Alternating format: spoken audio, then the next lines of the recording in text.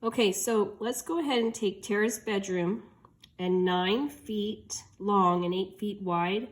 To find the area, remember you take length times width. So we're going to do 9 times 8. That equals 72. Okay, now let's look at Jody's. Hers is 7 and it's feet long times 10 feet wide. So over here we're going to do 7 times 10. That equals 70. And it says whose bedroom has the greater area. So we can see here it's going to be Tara's because she's got 72. So 72 is greater than 70. Okay, so 72 is greater than 70. So we're going to say Tara's is bigger. Okay, all right, let's go to problem 4.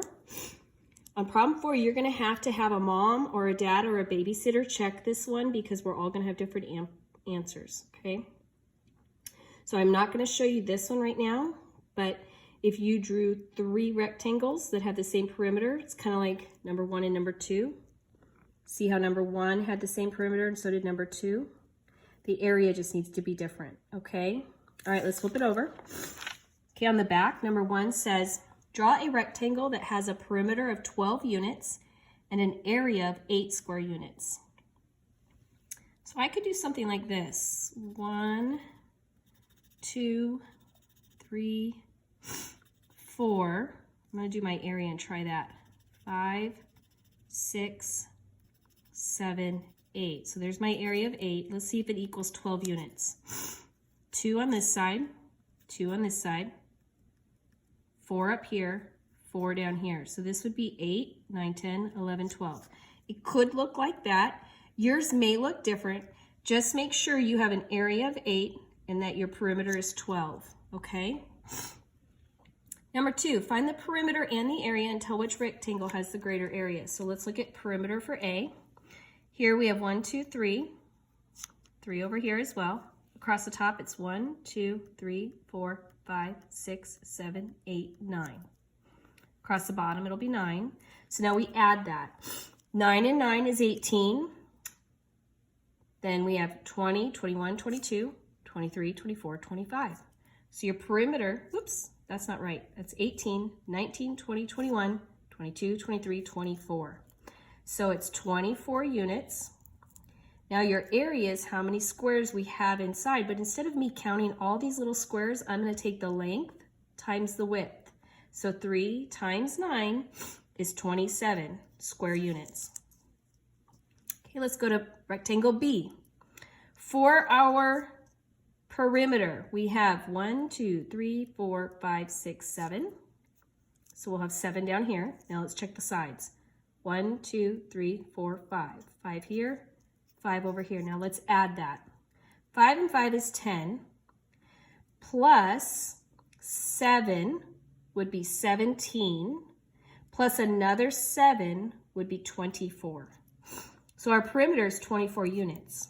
Now again, instead of counting all these squares to find the area, I'm going to take the length times the width. So 5 times 7 is 35 square units. So which rectangle has the greater area? This one has 27 and B has 35. So rectangle B has the greater area. Problem 3 says Carrie covers a table with 8 rows of square tiles.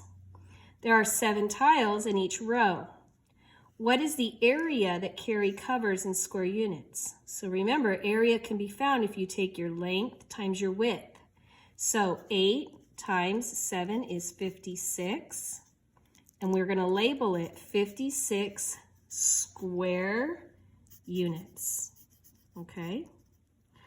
Now number 4 says Vaughn has a rectangular workroom with a perimeter of 26 feet. Let's just draw that. Okay. The length of the workroom is 6 feet. What is the width of Vaughn's workroom? Okay, so if this side is 6, then this side has to be 6. We don't know these parts. So let's take our total, 26, and let's subtract what we have. 6 and 6 is 12, okay? Well, let's write it this way. So 6 minus 2 is 4, and 2 minus 1 is 1. So what we have left is 14, but I've got to split that. So if I take 14 and split it in half, I would get 7 and 7.